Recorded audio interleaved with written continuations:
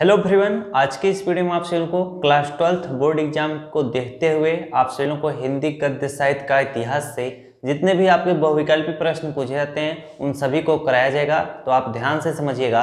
तो बहुविकल्पी प्रश्न है, यहाँ पर मैं प्रश्न का डायरेक्ट उत्तर लिखा हूँ जिससे आपको ज़्यादा दिमाग ना लगाने की आवश्यकता हो, प्रश्न का उत्तर आपको याद रहे। समझ रहे हैं, ये बहुत ही अच्छा तरीका होता है बहुविकल्पी प्रश्नों को याद करने का। तो चलिए शुरुआत होती है। 15 प्रश्न आपको अगर डेली कराया जाएगा तो आपके लिए काफी लाभदायक होगा, आपको बहुत सारे प्रश्न याद हो जाएंगे। पहला प्रश्न है, देखिए 84 वैश्वन की वार्ता के लेखक कौन है। तो ये देखिए बहुत ही इंपॉर्टेंट प्रश्न है। क्या है? बहुत ही इंपॉर्टेंट प्रश्न है। तो 84 वैश्वन की वार्ता के लेखककार कौन है? गोकुलनाथ है। आई बात समझ में? चलिए अब आपको पहला प्रश्न याद हो गया होगा। मैं दूसरा प्रश्न आपके सामने रखता हूं। दूसरा प्रश्न है, देखिए दूसरा प्रश्न है, आनंद कादंबनी के संपादक कौन है। तो आनंद कादंबनी के संपादक बद्री नारायण चौधरी प्रेमघन है। तो इनको याद रखिएगा, बद्री नारायण चौधरी प्रेमघन। आनंद कादंबनी के संपादक कौन है? बद्री नारायण चौधरी प्रेमघन है। इनको जरूर याद रखिएगा। ये सभी आपके बुक से हैं, जो आपका बुक हिंदी का चलता है। तो जो आप देखेंगे हिंदी गद्य साहित्य का, जब आप खोलेंगे तो वहां पर बहुविकल्पी दिया रहता है, तो वही आपको मैं करा रहा हूं। तीसरा प्रश्न है, देखिए बाबू गुलाब राय की आत्मकथा। तो क्या है? मेरी असफलताएं। ये भी काफी इंपॉर्टेंट प्रश्न है, काफी मस्त प्रश्न है। ऐसे प्रश्न बोर्ड एग्जाम में क्या पूछे गए हुए हैं, तो इन्हें आप याद रखिएगा। प्रश्न है कि बाबू गुलाब राय की आत्मकथा लिखिए। तो क्या है? मेरी असफलताएं। इन चीजों को आप याद रखिएगा। नेक्स्ट प्रश्न है, देखिए चौथा प्रश्न है, राजा शिव प्रसाद सितारे हिंद की रचना है। तो राजा भोज का सपना। अगर प्रश्न आए राजा शिव प्रसाद सितारे हिंद की रचना है, तो देखिए रचना काफी सारी हैं, लेकिन जैसे बहुविकल्पी दिया रहता है, मान लीजिए 4 विकल्प है, तो चौथा वाला विकल्प मान लीजिए सही है, और 1 2 3 जो 3 विकल्प रहेंगे वो किसी दूसरे के रहेंगे। तो ये प्रश्न आप प्रश्न के हिसाब से पूछ सकता है। चलिए आगे लेके चलते हैं। तट की खोज किसकी रचना है? तो तट की खोज हरिशंकर परसाई की रचना है। क्या? हरिशंकर परसाई। तो देखिए अगर आप वैसे बुक लेकर पढ़ रहे होंगे तो उसमें हजारों प्रश्न दिए होंगे, लेकिन जो आपका क्लास 12th का जो बुक है उसमें हिंदी गद्य साहित्य का जो प्रश्न दिया हुआ है, हालांकि उन प्रश्नों का उत्तर नहीं दिया है, तो वही मैं करा रहा हूँ, तो जो कि आपके लिए काफी लाभदायक होगा। उसमें वही प्रश्न दिया है बुक में जो इंपॉर्टेंट है। तो तट की खोज की रचनाकार कौन है? हरिशंकर परसाई जी हैं, इनको याद रखेंगे। तट की खोज के रचनाकार कौन है? हरिशंकर परसाई। नेक्स्ट प्रश्न है आपके सामने, बोला है कि खड़ी बोली गद्य की प्रथम रचना क्या है। मोस्ट इंपॉर्टेंट क्वेश्चन है। क्या? मोस्ट इंपॉर्टेंट क्वेश्चन है। इन ऐसे क्वेश्चनों को आप याद रखिएगा। खड़ी बोली गद्य की प्रथम रचना क्या है? तो गोरा बादल की कथा है। प्रश्न फिर से मैं बोलता हूं जिससे आपको उत्तर याद हो जाए। खड़ी बोली गद्य की प्रथम रचना क्या है? तो गोरा बादल की कथा है। क्या? खड़ी बोली की प्रथम गद्य रचना। इनको आप याद रखिएगा। नेक्स्ट प्रश्न आपको मैं कराता हूं। 7वां प्रश्न है, 100 अजान एक सुजान के लेखक कौन है। तो 100 अजान एक सुजान के लेखक बालकृष्ण भट्ट हैं। क्या है? बालकृष्ण भट्ट। इन प्रश्नों को आप याद जरूर रखिएगा।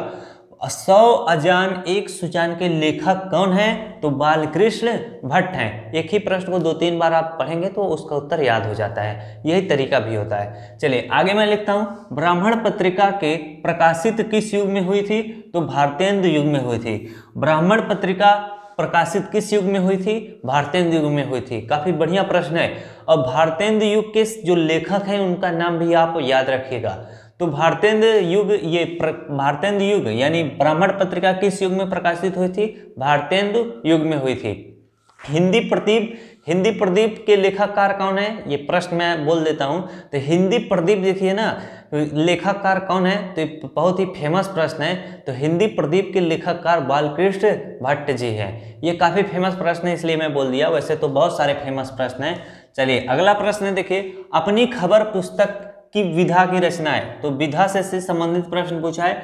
अपनी खबर पुस्तक किस विधा की क्या है? रचना है। अब देखिए ये किस विधा की रचना है? ये आत्मकथा की विधा की क्या है? रचना है। प्रश्न दूसरे हिसाब से लिखा है। प्रश्न लिखा है कि अपनी खबर पुस्तक की विधा क्या है। और मैं क्या पढ़ रहा था कि अपनी खबर पुस्तक किस विधा की रचना है। इस तरह से भी आपसे प्रश्न पूछा जा सकता है। तो आपको जानना पड़ेगा कि आत्मकथा की क्या है? रचना है। चलिए नेक्स्ट आगे लेके चलते हैं। 10वां प्रश्न है, हिंदी की प्रथम डायरी क्या है? हिंदी की प्रथम डायरी क्या है? मेरे कॉलेज की डायरी। तो आपके किताब में क्या लिखा है? जो ये कॉलेज लिखा है इसको कॉलेज लिखा है, मेरे कॉलेज की या मेरी कॉलेज की डायरी।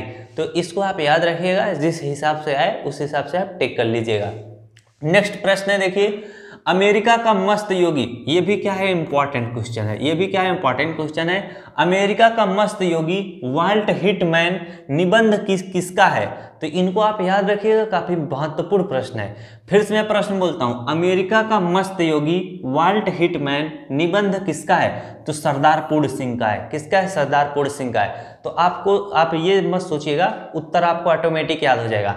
जब तक आपको प्रश्न नहीं याद होगा तब तक आपको उत्तर नहीं याद होगा। तो इसीलिए प्रश्न को 3 बार दोहराइएगा, उत्तर अपने आप 3 बार दोहराएंगे तो याद हो जाएगा। जब आपके दिमाग में प्रश्न रहेगा तो उत्तर आपके दिमाग में आ सकता है, वरना उत्तर आप समझ के क्या करेंगे? जब आपके दिमाग में प्रश्न ही नहीं आ रहा है तो प्रश्न को 3-4 बार पढ़िए, उत्तर को भी पढ़िए, याद हो जाएगा। यही एक तरीका होता है याद करने का। अब देखिए, निस्सहाय हिंदू किसकी रचना है? तो राधा कृष्ण दास की है। निस्सहाय हिंदू, ये भी क्या है? इंपॉर्टेंट ही प्रश्न है। निस्सहाय हिंदू किसकी रचना है? राधा कृष्ण दास की है।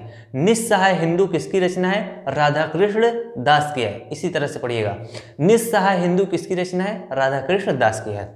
आगे लेके चलता हूं, 13वां प्रश्न है, श्री चंद्रावली नाटक के रचयिता कौन है? तो श्री चंद्रावली नाटक के रचयिताकार कौन है? भारतेंदु हरिश्चंद्र जी हैं। फिर से देखिएगा, श्री चंद्रावली नाटक के रचयिता कौन है? भारतेंदु हरिश्चंद्र जी हैं। फिर से मैं बोलता हूं जिससे आपको याद हो, श्री चंद्रावली नाटक के रचयिता कौन है? भारतेंदु हरिश्चंद्र है। ये बोलने इसलिए मैं बोल रहा हूँ जिससे आपको याद हो जाए। देखिए, बहुत सारे बच्चों का कमेंट आता है कि हिंदी भी पढ़ाया करिए। तो देखिए, मैं ज्योग्राफी पढ़ाता हूँ, कक्षा 12 भूगोल, और 11 भी भूगोल पढ़ाता हूँ। तो कक्षा 12 को मैं ज़्यादा पढ़ाता हूँ उनको। तो मैं सोचा कि बोर्ड एग्जाम आ रहा है तो बहुविकल्पी प्रश्न हिंदी का करा देते हैं, जिससे आपको याद रहे कम से कम। चलिए आगे प्रश्न देखिए, 13वां प्रश्न हो गया। 14वां प्रश्न मैं लेके करता हूं, साहित्य रचना, यहाँ पर सहचर के लेखक कौन है? तो साहित्य सहचर के लेखककार कौन है?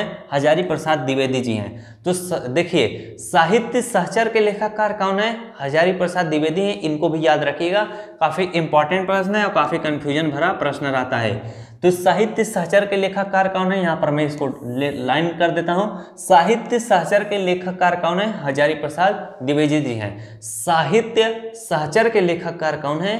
हजारी प्रसाद द्विवेदी जी हैं। चलिए आगे मैं लेके चलता हूँ, माधुरी पत्रिका किस युग में संपादित हुई? कौन सी पत्रिका है भाई? माधुरी पत्रिका किस युग से संपादित हुई? ऐसे भी प्रश्न आपसे पूछे जाते हैं, इसलिए मैं वो प्रश्न करा रहा हूँ जो आपसे पूछे जाएंगे, फालतू के प्रश्न नहीं। किताब में आपके बहुत अच्छे प्रश्न दिए हैं, हालांकि कुछ प्रश्न ऐसे हैं जो आपको लगेंगे कि फालतू है, लेकिन वो भी प्रश्न पूछा जा सकता है। तो इसको याद रखिएगा, माधुरी पत्रिका किस युग में प्रकाशित हुई या संपादित हुई? तो द्विवेदी युग में हुई थी। किसके युग में? द्विवेदी। माधुरी पत्रिका किस युग में संपादित हुई या किस युग से संबंधित है? द्विवेदी युग। आप आए समझ में?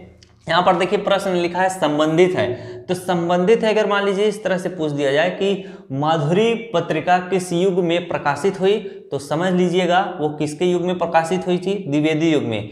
प्रश्न इस तरह से भी पूछा जा सकता है कि माधुरी पत्रिका किस युग से क्या है? संबंधित है। तो किससे युग से संबंधित है? द्विवेदी युग से संबंधित है, क्योंकि यह द्विवेदी युग में ही क्या हुई थी? प्रकाशित हुई। तो 15 क्वेश्चन काफी है आप लोगों के लिए। डेली अगर 15 क्वेश्चन आप याद कर लेते हैं तो आपके लिए काफी लाभदायक रहेगा। तो मिलते हैं आपसे नेक्स्ट वीडियो में किसी और जानकारी के साथ। वीडियो अच्छा लगा तो वीडियो को जरूर लाइक कीजिएगा। Thanks for watching, all of you.